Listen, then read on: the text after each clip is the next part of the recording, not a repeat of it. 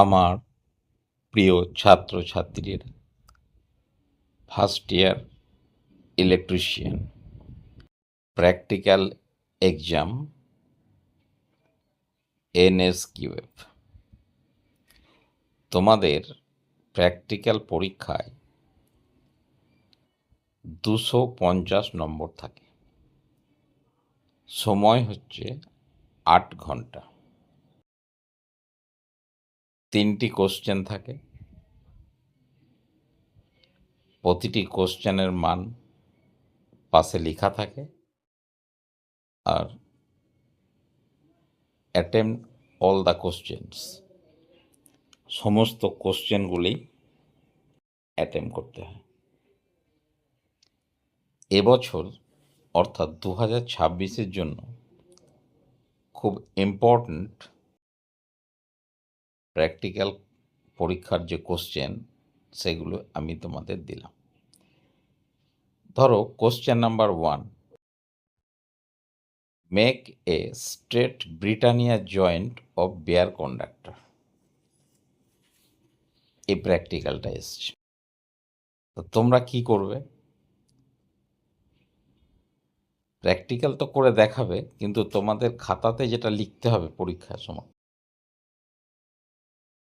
প্রথমে অবজেক্টিভ বা এম, প্রথমে হেডিং দিতে হবে। যেমন make a straight Britannia joint of bare conductor. তারপর অবজেক্টিভস বা এম লিখতে হবে। এটা লেখার পর তুমি একটা ছবি দেবে, ইমেজ জয়েন্টটার, বা যে রিলেটেড প্র্যাকটিক্যাল পরীক্ষা থাকবে সেটা। তারপর মেটেরিয়াল, অর্থাৎ রিকোয়ার্ড মেটেরিয়ালস। এই প্র্যাকটিক্যালটা করতে গেলে কি কি মেটেরিয়াল লাগবে আলাদা করে লিখতে পারো।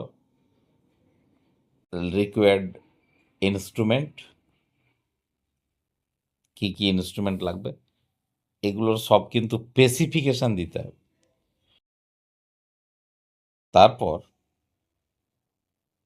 লিখবে প্রসিজার, কিভাবে তুমি করলে। তারপর লিখবে প্রিকশনস, মানে কি কি সাবধানতা অবলম্বন করতে হবে। এভাবে তুমি প্র্যাকটিক্যালগুলো পরীক্ষার খাতায় লিখবে। এবছরের জন্য ব্রিটানিয়া স্টেট জয়েন্টটা খুব ইম্পর্ট্যান্ট। তবে প্রতিদিন যেসব পরীক্ষাগুলো হয় সেখানে কোশ্চেনগুলোও পাল্টে যায়। তো ব্রিটানিয়া জয়েন্টের পরিবর্তে অন্য জয়েন্টও আসতে পারে, টি জয়েন্টও আসতে পারে। কয়েকটা ইম্পর্টেন্ট জয়েন্ট তোমরা দেখে যাবে। কোশ্চেন নাম্বার 2, দেখো, do the complete connection off single phase energy meter and find out the reading with load. ঠিক একই পদ্ধতিতে এই প্র্যাকটিক্যালটা তোমাকে খাতায় লিখতে হবে।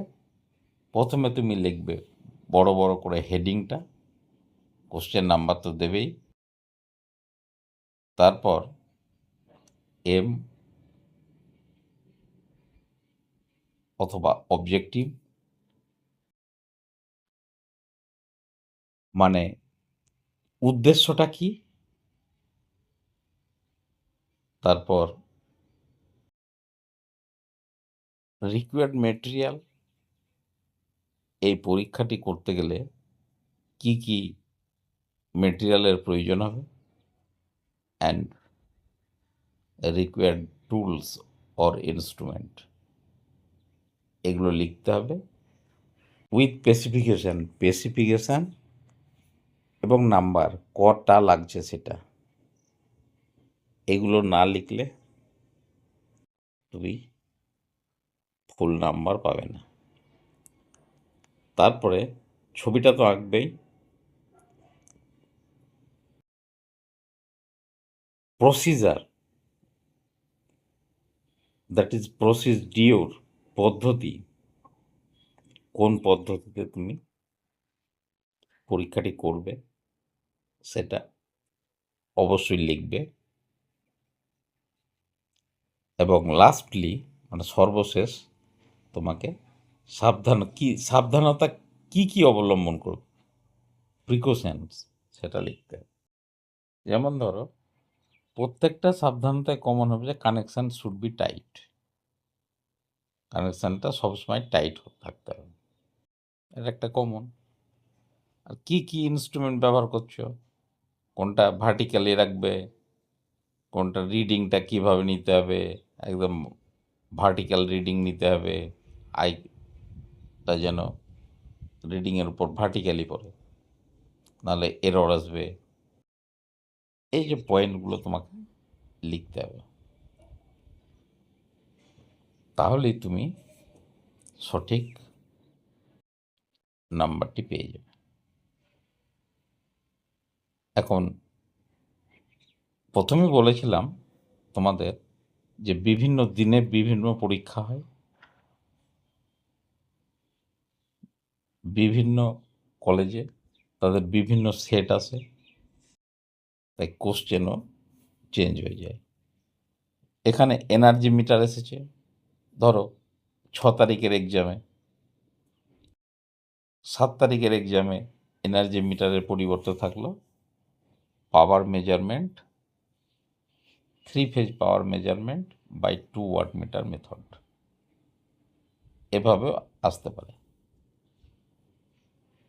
তবে দুটোই খুব important, 3 phase power measurement by 2 watt meter method পদ্ধতিতে, আর এই সিঙ্গেল ফেজ এনার্জি মিটার। যেহেতু একদিনে সকল ইনস্টিটিউটের পরীক্ষা হয় না, তাই কোশ্চেন সেটও আলাদা হয়ে থাকে।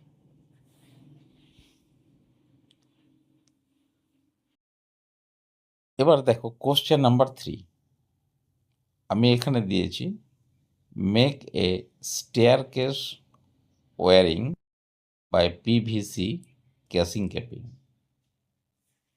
দেখো পিভিসি ক্যাসিং ক্যাপিং দিয়ে সিঁড়ির ওয়ারিংটা, বুঝতে পারছো? এটা সহজভাবে বলতে গেলে 2 ওয়ে সুইচের কানেকশন কিভাবে করতে হয় সেটা দেখানো হয়েছে। এটাও একই পদ্ধতিতে তোমাদের করতে হবে, যদিও মার্কস দেখো এখানে 50, কিন্তু পদ্ধতি তো সেম হবে। তাই প্রথমে তুমি লিখবে সাবজেক্ট, অর্থাৎ কোন প্র্যাকটিক্যালটা করছো, যেমন মেক বড় করে লিখতে হবে, make a staircase wiring by PVC casing capping. এটা লেখার পর তোমার অবজেক্টিভ বা অবজেক্টিভ অর্থাৎ উদ্দেশ্য, অবজেক্ট বা এম হেডিং দিয়ে লিখলে, তারপর মেটেরিয়াল লিস্ট, কি মেটেরিয়াল লাগবে এই প্র্যাকটিক্যালটা করার জন্য সেগুলো তোমাকে লিখতে হবে উইথ স্পেসিফিকেশানস। মেটেরিয়ালের স্পেসিফিকেশান আছে, আর কোয়ান্টিটিটাও লিখতে হবে, পরিমাণ কত। Without specification invalid. সুতরাং স্পেসিফিকেশান হচ্ছে মাস্ট, এবং কোয়ান্টিটি কটা লাগবে সেটা তোমাকে উল্লেখ করে দিতে হবে। তারপর তোমাকে লিখতে হবে প্রসিজার, মানে পদ্ধতি, কি পদ্ধতিতে তুমি এই প্র্যাকটিক্যালটা করলে পদ্ধতি লেখার পর শেষে তোমাকে লিখতে হবে প্রিকশন, মানে কি কি সাবধানতা তুমি অবলম্বন করেছো।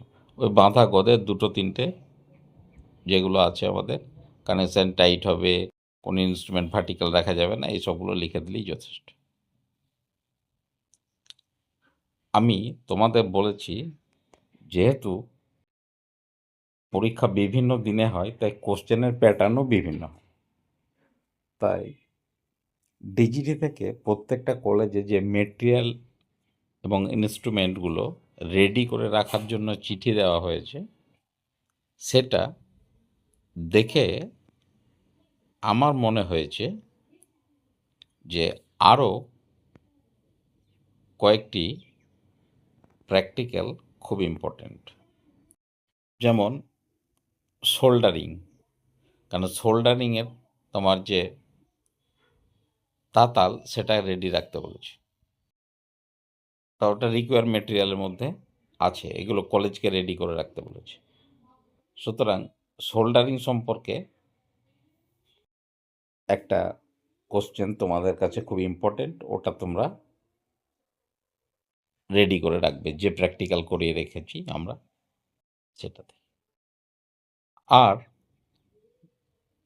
মেটেরিয়াল লিস্ট থেকে দেখেছি ডিজিটি যেটা ডিম্যান্ড করেছে কলেজগুলোকে যে তোমরা এগুলো রেডি রাখবে। Auto transformer, auto transformer